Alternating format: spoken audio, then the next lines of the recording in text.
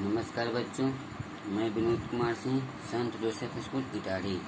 पिछले वीडियो में हम लोग पढ़े थे इल्तुतमिश के बारे में। ठीक है, किसके बारे में पढ़े थे? इल्तुतमिश के बारे में। उसमें थोड़ा सा रह गया है, आज हम आपको बता देते हैं, उसके बाद हम लोग आगे चलेंगे। देखिए, इल्तुतमिश का पहला हो जाएगा इसका इल्तुतमिश का दरबारी लेखक। इल्तुतमिश का दरबारी लेखक कौन था? तो उत्तर हो जाएगा मिन्हाज उस सिराज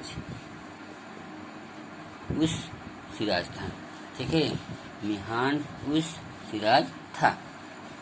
आगे हो जाएगा इल्तुतमिश पहला तुर्क सुल्तान था। इल्तुतमिश क्या था? पहला तुर्क सुल्तान था जिसने शुद्ध अरबी सिक्के चलाए। क्या चलाया? जिसने शुद्ध सिक्के, शुद्ध अरबी यानी देते हैं शुद्ध अरबी सिक्के चलाए। कौन चलाया? इल्तुतमिश।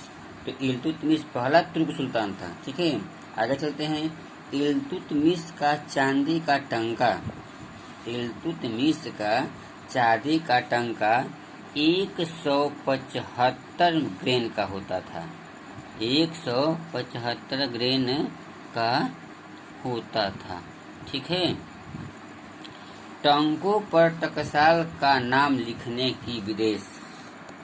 ठीक है, टंकों पर टकसाल का नाम लिखने की विदेशी परंपरा की भारत में शुरुआत इल्तुतमिश ने ही की थी।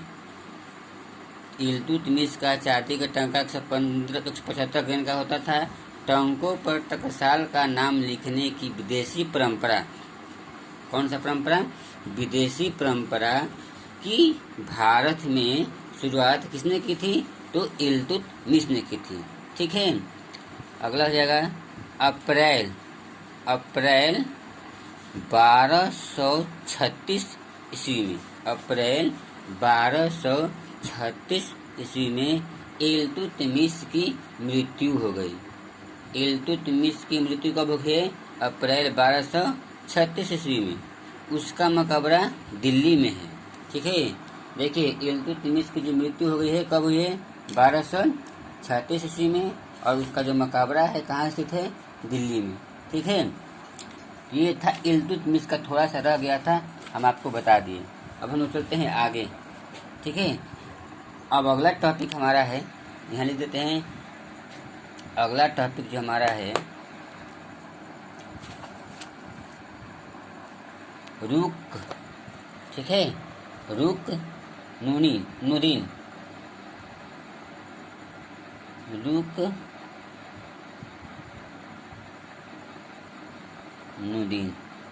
ठीक है, ये हमारा अगला टॉपिक है। कौन सा टॉपिक है? अगला टॉपिक क्या है? रुकनुद्दीन। ठीक है, फिरोज, ये पूरा नाम है। अगला टॉपिक हमारा हो जाएगा रुकनुद्दीन फिरोज। ठीक है, देखिए 1236 में तो इल्तुतमिश की मृत्यु हुई थी, तो 1236 में, चलिए आगे चलते हैं। ये जो थे कौन? रुकनुद्दीन फिरोज जो थे, कौन थे? इल्तुतमिश के पुत्र थे। सबसे पहले बताते हैं, ये जो थे रुकनुद्दीन फिरोज, ये इल्तुतमिश के बड़े पुत्र थे। ठीक है, चलिए इनके बारे में हम लोग पढ़ लेते हैं। हो जाएगा यहाँ क्वेश्चन में, कॉलेज 1236 का मतलब होता है कि 1236 में क्या हुए? शासन बैठे। इल्तुतमिश की मृत्यु के बाद उसके बड़े पुत्र रुकनुद्दीन फिरोज को गद्दी पर बैठाया गया। ठीक है, जब इल्तुतमिश मर गया, उसके बाद उसका बड़ा पुत्र था रुकनुद्दीन फिरोज, जिसे क्या किया गया? गद्दी पर बैठाया गया। रुकनुद्दीन विलासी व्यक्ति था। यह जो था कैसा व्यक्ति था? विलासी, यहाँ देते हैं विलासी। ठीक है, वस्तुतः शासन की बागडोर उसकी माँ, शाहतुर खान, यहाँ देते हैं शाहतुर खान। ठीक है, उसकी माँ थी। के हाथों में थी, जो मूलतः एक तुर्की दासी थी। ये जो थी शाह तुर्कान क्या थी? माँ थी जो क्या थी? तुर्की दासी थी। ठीक है, तुर्की दासी थी। ठीक है, आगे हम लोग चलते हैं, इसको मिटा देते हैं। ठीक है, अभी आगे और चलेंगे इसके बारे में। इसके बारे में कुबनुद्दीन फिरोज के बारे में। ठीक है, चलते हैं। जब एक विद्रोह, अगला हो जाएगा, हम लिखेंगे भी, जब एक विद्रोह दबाने फिरोज शाह, जब एक विद्रोह दबाने फिरोज शाह दिल्ली से बाहर गए। कहाँ? दिल्ली से बाहर गए। उसी समय रजिया लाल कपड़े पहनकर, उस समय कौन? रजिया।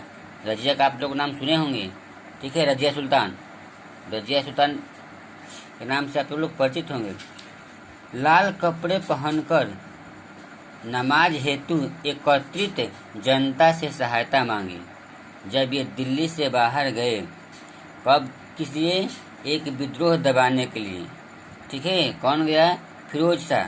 तो क्या देखे कि रजिया लाल कपड़े पहनकर नमाज हेतु एकत्रित जनता से सहायता मांग रही थी।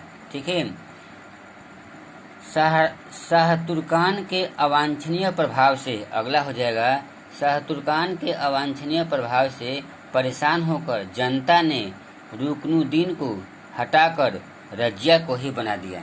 देखिए, ये जो फिरोज थे बहुत ज़्यादा दिन तक नहीं थे, इनको देखकर क्या किया? हटा दिया गया और वहाँ का राजा रजिया को बना दिया गया। ठीक है, देखिए 1236 में बने थे। फिर अगला टॉपिक है रजिया, रजिया सुल्तान। ठीक है, सुल्तान। तो इसका जन्म वो राज्यकाल हो जाएगा 1236 से शुरू होती और 1240 तक गया था। ठीक है, तो ये था आज का वीडियो। कल के वीडियो में हम लोग पढ़ेंगे, यानी अगले वीडियो में पढ़ेंगे, जब भी पढ़ेंगे तो रजिया सुल्तान के बारे में पढ़ेंगे। ठीक है, तो बस आज के लिए इतना ही। धन्यवाद।